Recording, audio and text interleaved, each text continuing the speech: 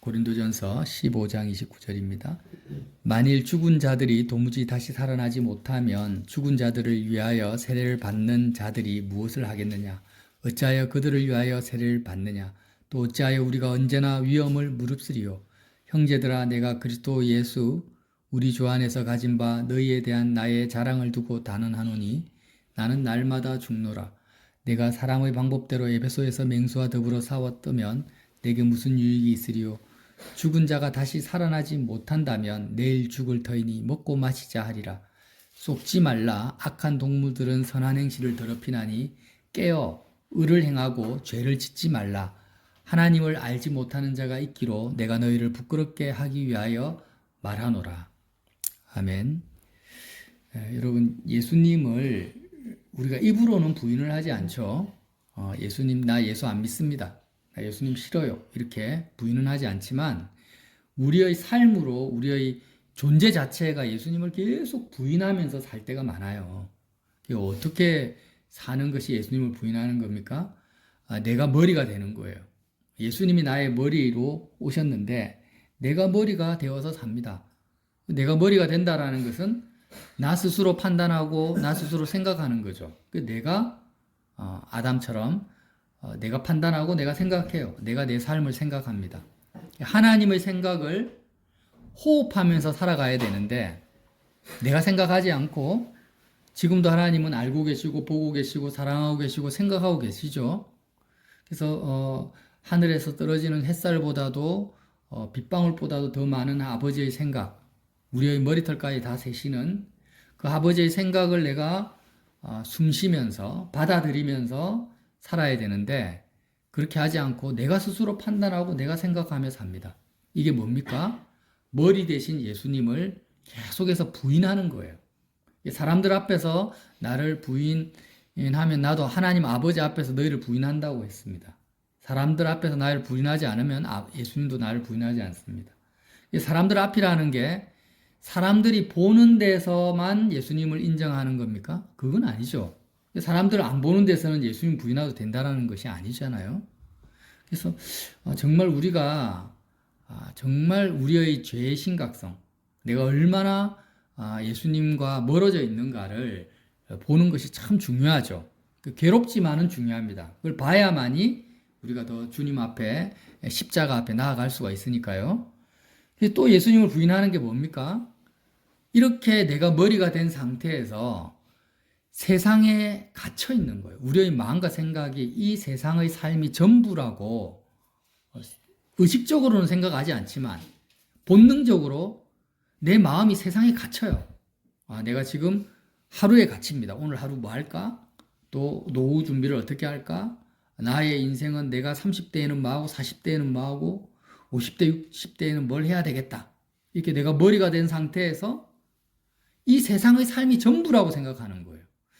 그래서 오늘 바울도 이렇게 말씀하십니다. 사도 바울도 33절에 속지 말라. 악한 동무들은 선한 행실을 더럽힌다고 합니다. 32절에 뭐라고 합니까? 악한 동무가 죽은 자가 다시 살아나지 못한다면 내일 죽을 터이니 먹고 마시자. 내일 죽을 거야. 내가 지금 50대인데 오래 살아봤자 70대, 80대, 90대 되면 100살을 못 살 거란 말이에요. 그러니까 내가 살 날이 얼마 안 남았으니까 내가 돈을 재해놓으면 뭐 할 거냐. 빨리 살아있을 때 이 땅에서 내가 할 수 있는 것, 하고 싶은 것 마음껏 하자. 다 그렇게 살죠. 그죠? 얼마 전에 또 뉴스를 보니까 미국의 그 복권은 금액이 크더라고요. 1조 3천억이에요. 당첨되면. 우리나라하고 레벨이 다르죠. 근데 그 사람이 당첨이 됐어요. 어떤 사람이. 근데 그 사람이요. 암 투병 환자예요. 살 날이 얼마 안 남았어요. 머리까지 다 밀었어요. 그러면 1조 3천억을 그분이 뭐라고 인터뷰를 하냐면 아니 내가 살아있는 동안 이 돈을 다 쓸 수 있을까? 이렇게 염려를 하는 거예요. 다 쓸 수 있을까요? 아마 불가능할 것 같아요. 아무리 좋은 음식을 먹고 그죠? 어떻게 쓰겠어요? 너무 아까운 거예요. 이게 저주죠. 그죠? 죽을 날 동안 악한 생각을 그칠 수가 없는 저주를 받은 거예요. 복권 당첨이. 지금 저와 여러분의 마음은 정말 우리 성경 전체를 통해서 우리가 알 수 있는 정말 붙잡아야 될 진리가 있습니다. 사람의 마음은 하나님만이 존재하는 공간이라는 거예요. 이게 너무너무 중요한 진리거든요. 왜 우리의 마음에 하나님만 존재해야 되는가? 우리의 마음은 하나님으로만 채워진다고 했잖아요. 귀에 따갑도록 우리가 귀에 인이 박히도록 들었어요. 근데 왜 하나님만이 채워져야 되냐면 창조주 하나님만이 실상이라서 그래요. 실상, 실제, 실존이라서 그래요. 피조 세계는 실존을 반영한 세계입니다. 자, 요즘 창세기를 묵상하고 있잖아요. 저를 한번 보세요. 하나님께서 뭔가 부족해서 세상을 창조한 게 아니잖아요. 뭔가 필요해서. 인간은 발명을 하지 않습니까? 요새 로봇 공학이 발전해가 계속 인간을 대체할 수 있는 AI 로봇을 발명하고 있는데, 인간은 인간의 필요에 의해서 창조를 하고 발명을 합니다. 뭘 만들어내요. 근데 하나님은 이 세상을 창조할 때 하나님이 뭔가를 부족해서, 하나님이 뭔가 필요해서 창조한 게 아니란 말이에요. 그러니까 왜 창조하셨는가? 오직 인간을 위해서 창조하신 거예요. 인간의 필요 때문에. 인간이 먹고 살아야 되니까. 또 왜 창조하셨는가? 사람들이 하나님을 찾아라고. 하나님과 사람이 하나 되기 위해서 인간을 위해서 창조하신 것이 피조세계입니다. 이해가 되시죠? 이거 받아들여지시죠? 네. 자, 하나님은 자기의 필요를 위해 창조한 게 아니에요. 인간을 위해 창조하셨는데 그 인간이 하나님과 사위일체, 온전히 하나 되게 하시려고 그것을 돕기 위해서 창조하셨어요. 그래서 이 피조세계라는 것은 원래 하나님 속에 있는 것들이 보이는 것으로 드러난 거예요. 하나님 속에 없는 것이 드러난 게 아닙니다. 나무나 해나 달이나 아름다운 자연, 곤충, 식물, 동물, 이 모든 것들이 하나님의 속성 속에 이미 다 있어요. 하나님 안에 다 있는 거예요. 근데 인간 입장에서 하나님을 경험하고 체험하려면 보이는 것이 필요한 거예요. 또 인간에게 실제 먹어야 되니까. 그래서 하나님 속에 있는 것이 인간의 보이는 영역 속에 드러난 것이 창조입니다. 그래서 요한복음에 말씀으로 천지를 창조했고 모든 것이 예수 그리스도로 말미암아 창조되었고, 그죠? 네, 그렇게 다 진행되고 있잖아요. 그래서 이 개념을 우리가 분명히 알아야 됩니다. 하나님, 이 창조 피조 세계라는 것은 하나님 속에 있는 것이 이렇게 드러난 거구나. 그럼 하나님 속에 어떻게 드러났냐? 다 드러난 게 아니에요. 하나님 속에는 무한대의 그 존재가 있어요. 실상이 있습니다. 근데 지금 창조라는 것은 뭐냐면 인간의 한계점이 있잖아요. 우리 인간의 한계는 뭡니까? 보이는 것을 인지한다라는 거. 눈에 보이는 것. 그러니까 인간의 한계 영역 안에서 그 1차원이 있고 2차원이 있고 3차원이 있잖아요. 그러니까 2차원을 삽니다. 우리는 시간과 공간 속에 살아요. 그럼 2차원의 영역, 인간이 인지할 수 있는 한계 영역 속에서 드러난 것이 피조세계라는 거예요. 그럼 우리가 천국에 가고 영적인 세계로 들어가면 이제는 2차원의 영역이 아니라 3차원, 4차원의 영역 속에서 하나님의 드러남의 세계를 우리가 경험하게 돼요. 아멘. 우리가 육신을 입고 사는 이 세계, 육체로 지금 해와 달과 이 지구라는, 우주라는 이 세계는요, 눈에 보이는 세계죠. 그러니까 이 보이는 세계 안에서 하나님의 실상을 이렇게 조금 드러내신 거예요. 아멘. 그럼 우리가 영으로 들어가면, 영적 세계로 들어가면, 부활을 하면 어떻게 되냐? 2차원이 아니라 보이는 세계, 보이지 않는 세계 속에 있는 하나님의 그 피조 세계가 이제 우리 속에 나타나는데 우리는 상상할 수도 없고 말로 표현할 수도 없는 거예요, 그러면. 아멘. 그러면 본질, 하나님의 그 본질 속성은 어떻게 해서 도대체 어떻게 했어요? 우주보다 크고 그건 뭐 4차원이 아니라 10차원, 100차원일 수도 있어요.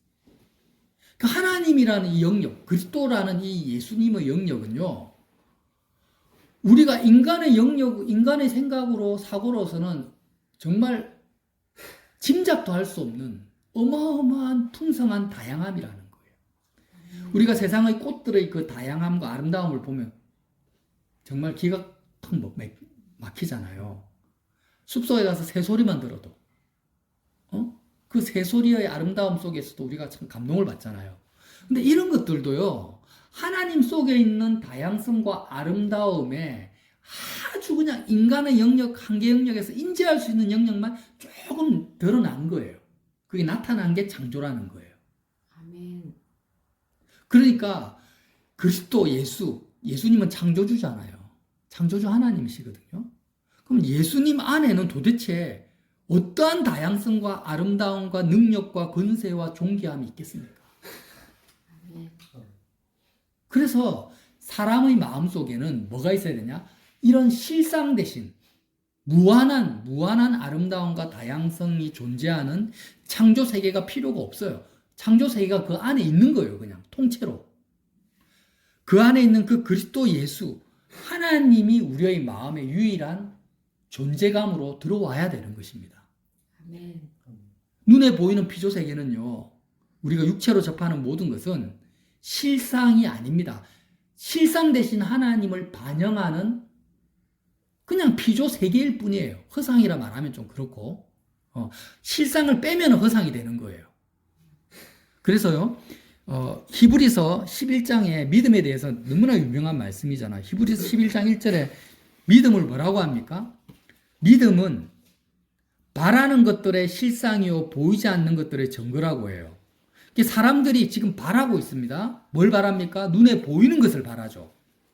눈에 보이는 것 중에 좋다라고 생각하는 것을 바래요. 눈에 딱 봤는데 와, 저 남자가 너무 멋있어.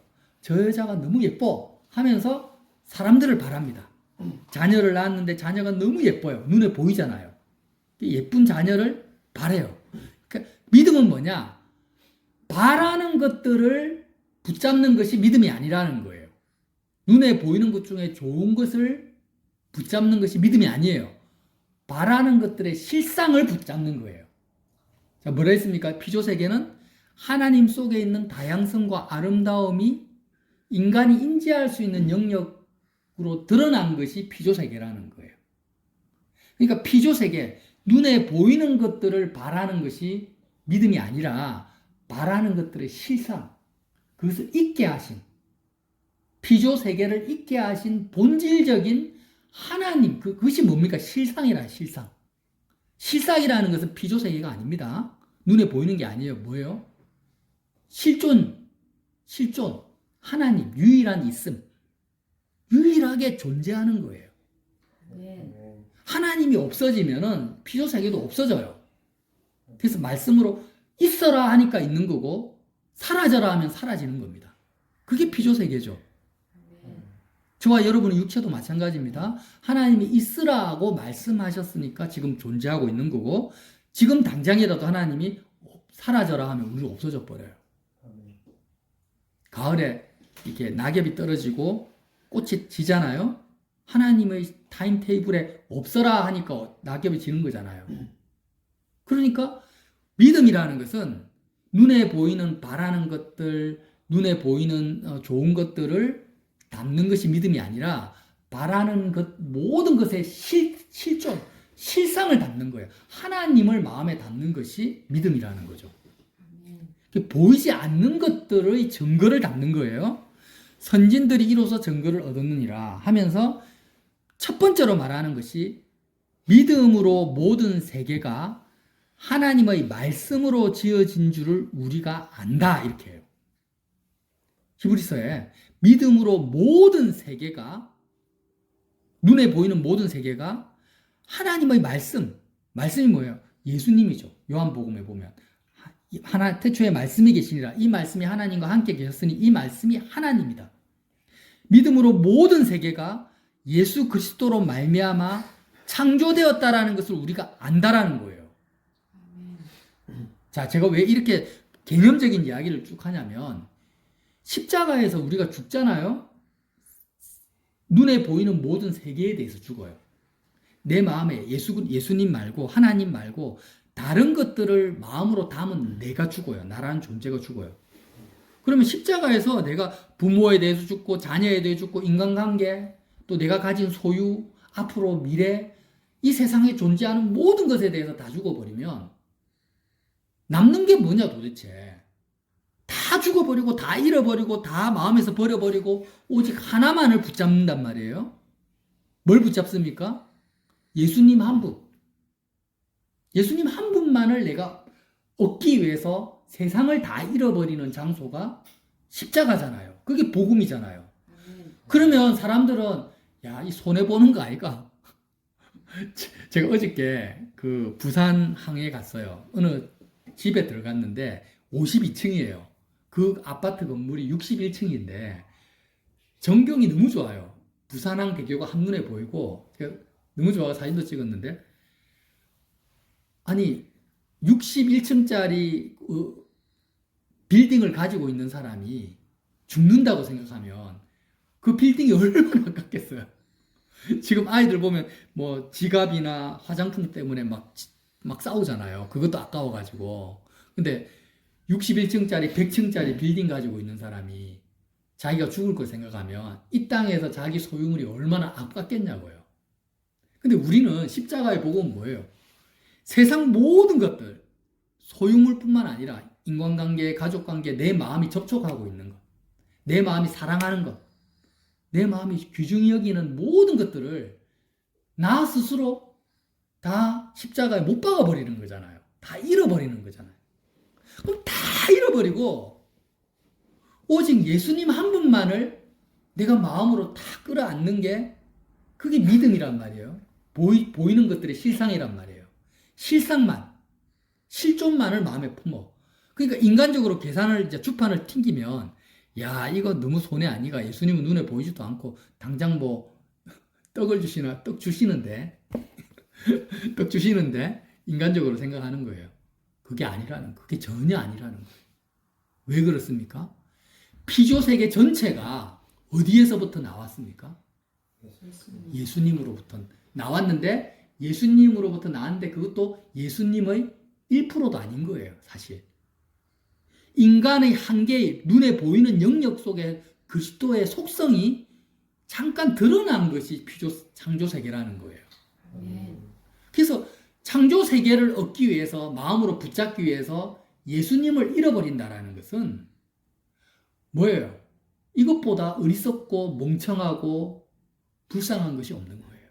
아멘. 오히려 예수 그리스도를 얻기 위해서 눈에 보이는 모든 것을 내가 잃어버리면 사실 잃어버리는 것이 아닌 거죠. 아멘. 하나도 잃어버리는 것이 아니에요. 실상을 내가 얻는 거예요. 본질을 얻는 거예요. 내가 마음에서 어떤 사람을 내가 너무 아까워해요. 마음에 내가 그 사람 뭐 부모든 자식이든 애인이든 마음으로 확 붙들고 있어요. 그 사람 때문에 울고 그 사람 때문에 웃어요. 그럼 뭐예요? 마음이 더러워진 거죠. 허상이 가득 찬 거예요.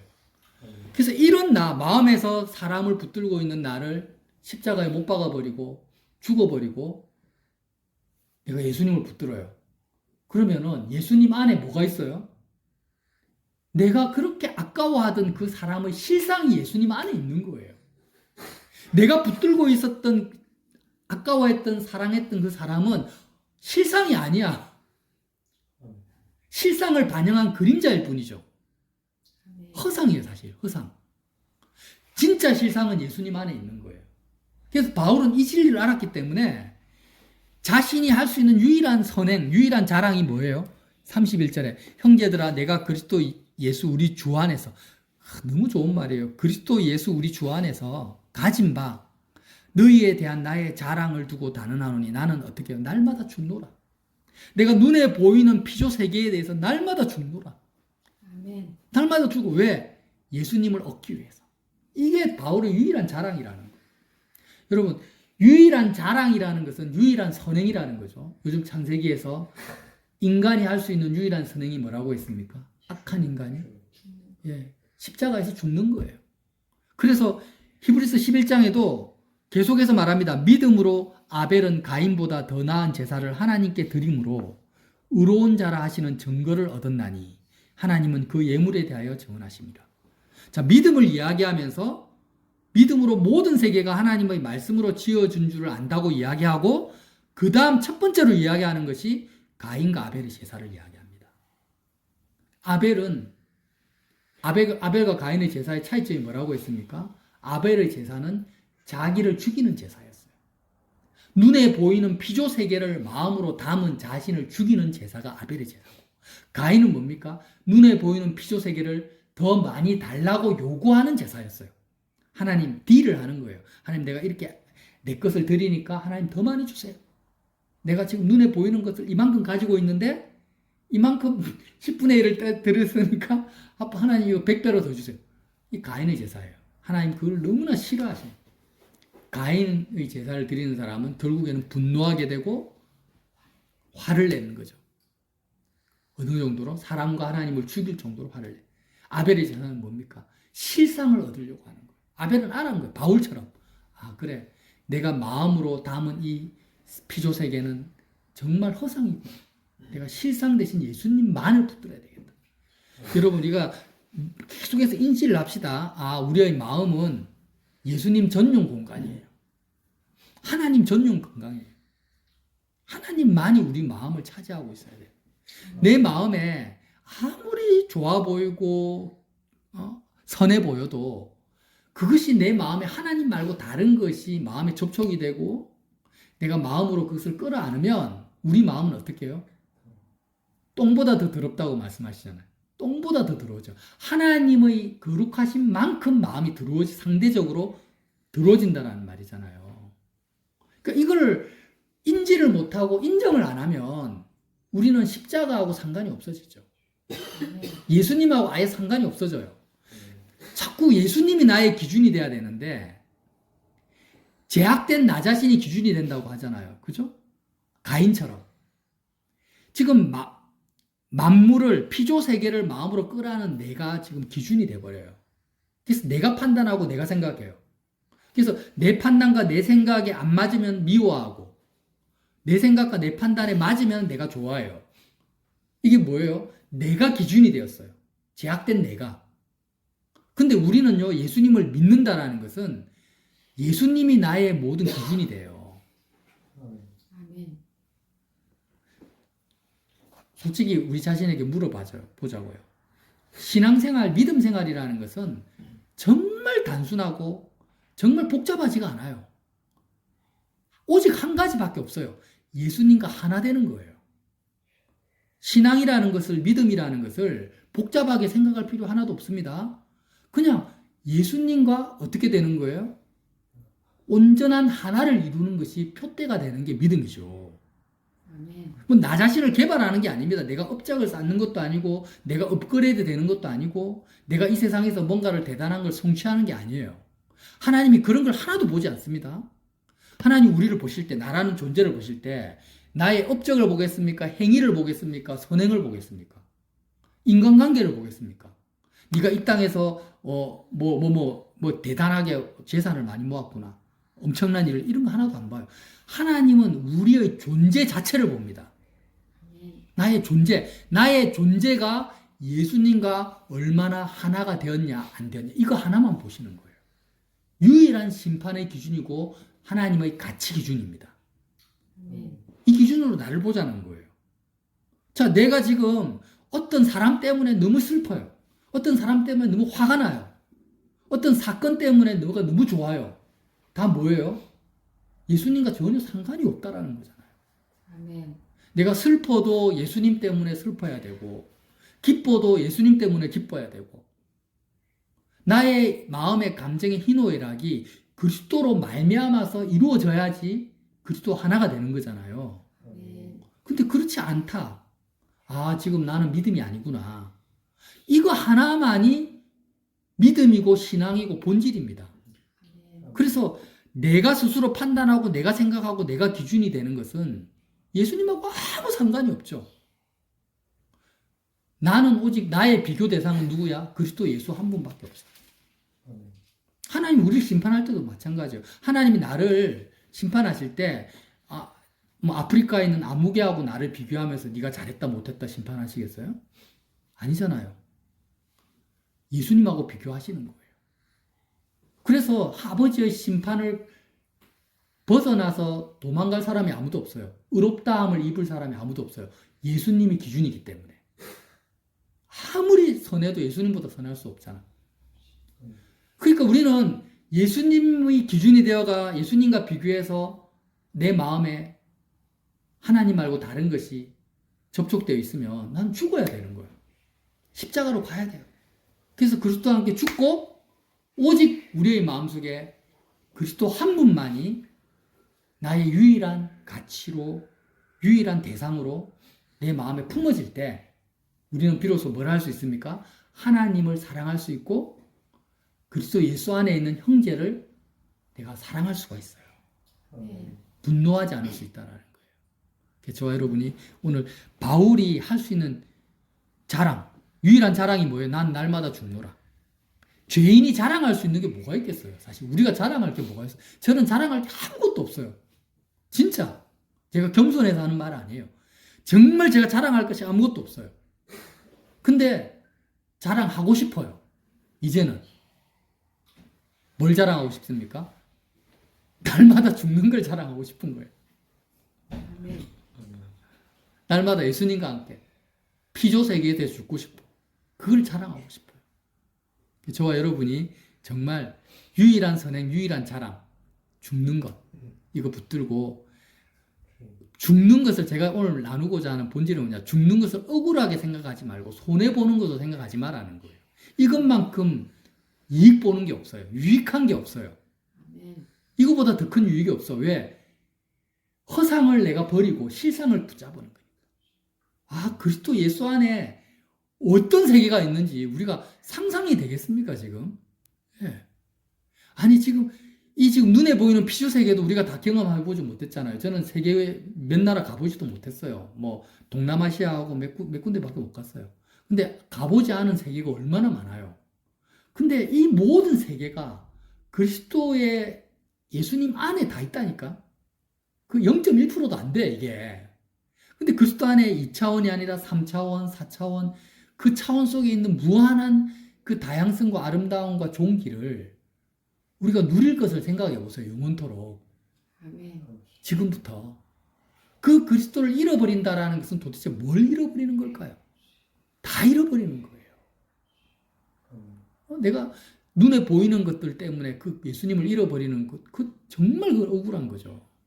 그래서 여러분이 오히려 십자가에서 실상, 바라는 것이 아니라 바라는 것들의 실상 대신 그리스도만을 정말 소유하고 누리는 믿음 있는 저와 여러분 되시기를 예수님 이름으로 빌어드립니다.